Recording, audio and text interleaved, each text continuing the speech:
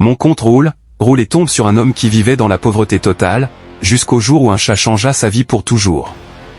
Abonne-toi si ce n'est pas encore fait et laisse un like. Alors, il était une fois un chat qui arrivait d'on ne sait où et, comme un chat qui se respecte, n'en faisait jamais qu'à sa tête. Il allait, partait, revenait, il avait des souliers vernis, sans demander la permission et sans que l'on puisse comprendre pourquoi il voyageait ainsi. Mais ce qui demeurait certain, c'est qu'il aimait beaucoup son maître. Son maître était un pauvre gars. Il vivait dans une banlieue, au bord d'un canal plein de rats, dans une vilaine cabane. Et tout ça, c'était Caraba, c'est-à-dire n'importe quoi. Il ne possédait presque rien, une poule, une chèvre, un chien. La poule lui donnait des œufs, la chèvre lui donnait du lait et le chien était son gardien. Et cela lui suffisait bien car il n'avait envie de rien. Mais il avait aussi ce chat qui lui voulait beaucoup de bien. Pour commencer, il lui vola d'abord sa poule. Puis il s'en alla la donner au roi qui habitait Paris, c'est mon maître qui vous l'envoie. Il est marquis de Caraba, et le roi l'en remercia. Il lui prit ensuite sa chèvre. Il la donna, comme la poule, au roi qui habitait Paris, c'est mon maître qui vous l'envoie. Il est marquis de Caraba. Le roi l'en remercia. En dernier, il lui prit le chien et, comme la poule et la chèvre, il le donna aussi au roi, ce roi qui habitait Paris. Et encore une fois, ce roi l'en remercia. C'est ainsi qu'il rendit son maître plus pauvre qu'il ne l'était déjà, mais en échange lui acquit la reconnaissance du roi. Il arrive pourtant souvent que les rois oublient les cadeaux que leur donnent leurs courtisans. Il faut se rappeler à eux. Le chat ne le savait que trop. Il alla trouver les oiseaux que son maître affamé chassait en bon braconnier qu'il était. C'était tout ce qui lui restait, mais c'était assez pour quelqu'un qui n'avait pas de grands besoins, des perdrix, des cailles, des grives et même assez pour quelqu'un d'autre. Le chat s'adressa aux oiseaux, « Quittez ce dangereux pays où mon maître veut vous tuer. Paris, c'est beaucoup mieux qu'ici. On y est en sécurité. J'y ai là-bas un grand ami qui vous donnera des habits, des robes, des bas, des chemises, des traitements contre les rides, des médicaments pour maigrir. Vous y deviendrez plus joli. C'est à Paris qu'il faut aller. » Le chat les mena jusqu'au roi et il lui dit, « C'est mon maître qui les envoie. Il est marquis de Caraba. Vous vous en souvenez peut-être. Il vous fait porter ces oiseaux complètement biologiques dont vous allez vous régaler, des perdrix, des cailles, des grives. Elles seront très honorées de glisser dans votre gosier. La poule, la chèvre, le chien et ces beaux oiseaux en cadeau, le roi qui habitait Paris se rappela pour une fois de ce marquis de Caraba. Il l'en remercia puis le déclara son ami.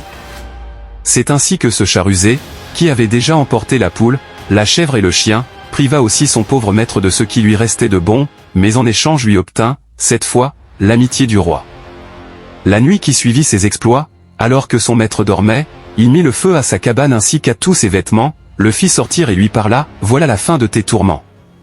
Plonge dans l'eau de ce canal plein de rats, et ils ne te mangeront pas. N'en bouge pas et attends-moi. Celui qui t'en ressortira sera un serviteur du roi, car toi tu seras devenu le grand marquis de Caraba. Mais souviens-toi bien que quand on t'interrogera, surtout le roi, tu répondras, oui. Oui. Oui. Oui, oui, oui, oui, et rien que oui. Sinon tu t'en repentiras. » Après ces mots, le chat poussa son maître, encore noirci, sans plus d'habits sur le dos, dans le canal rempli de rats. Puis il s'en alla avertir le roi qui habitait Paris que le marquis de Caraba venait d'être battu, jeté dans un canal rempli de rats où il allait être mangé si on ne le secourait pas. Le roi envoya des secours. Il vint lui-même avec sa fille. Et découvrant que ce marquis n'avait plus aucun vêtement, ce qui pouvait choquer sa fille mais ne la choqua pas du tout, il lui en fit aussitôt donner d'aussi beaux que ceux qu'il portait. Il lui demanda s'il fallait le reconduire jusque chez lui. Le marquis lui répondit, « Oui. » Le chat indiqua le chemin. Le beau carrosse le suivit. Ils traversèrent de grands prés où paissaient de nombreux troupeaux, traversèrent des champs de blé qui seraient bientôt moissonnés, découvrirent un grand château où flottaient de jolis drapeaux. Et chaque fois que le roi admirait toutes ces merveilles, il demandait à son ami si ces merveilles étaient à lui. Le marquis lui répondit, « Oui. » Et le roi s'en émerveillait. Il s'était pourtant renseigné, mais tous les gens interrogés, en voyant les soldats du roi, avaient dit, « Oui. Oui, c'est à lui. » Le chat les avait menacés, « Si vous ne dites pas, oui. Oui, c'est à lui, nous vous ferons hacher menu comme chair à pâté de chien. » Alors ici était tenu. Les propriétaires du château qui étaient de fiefés coquins et avaient des crimes à cacher avaient aussi répondu, « Oui. » Ils avaient aussi demandé la permission de déguerpir, ce que le chat leur accorda avec un extrême plaisir. On est toujours content de voir des voleurs se trouver privés de ce qu'on aimerait avoir, qui nous a toujours échappé. Un repas étant préparé, on s'installa pour le dîner. Le roi demanda au marquis, « Voulez-vous épouser ma fille? Elle aime beaucoup votre chat. » Et le marquis répondit, « Oui. » Et lorsqu'avant de rendre l'âme le roi demanda au marquis s'il voulait bien le remplacer, le beau marquis de Carabas répondit, « Oui. » Comme le chat lui avait dit. C'est ainsi que ce chat rusé, qui voulait du bien à son maître, fit d'un pauvre gars un marquis, un époux comblé et un roi. Mais le conte n'est pas fini, et c'est très triste, et c'est dommage. Un jour que le chat avait faim, le roi ne lui donnait plus rien. Il vint à la table du roi et lui demanda quelques miettes. Le roi ne lui en donna pas. Le chat alors l'interrogea, « Vous ne vous souvenez de rien ?» Le roi, marquis de Carabas, ce qui veut dire n'importe quoi, pendant un moment resta quoi. Mais, oubliant les conditions que lui avait données le tchat, cette fois lui répondit, « Non. » Comme il n'en avait pas le droit. Et brusquement, comme en un rêve, tout s'effaça autour de lui, la table, le château, et surtout son ami le chat héros. C'est ainsi se termine mon histoire.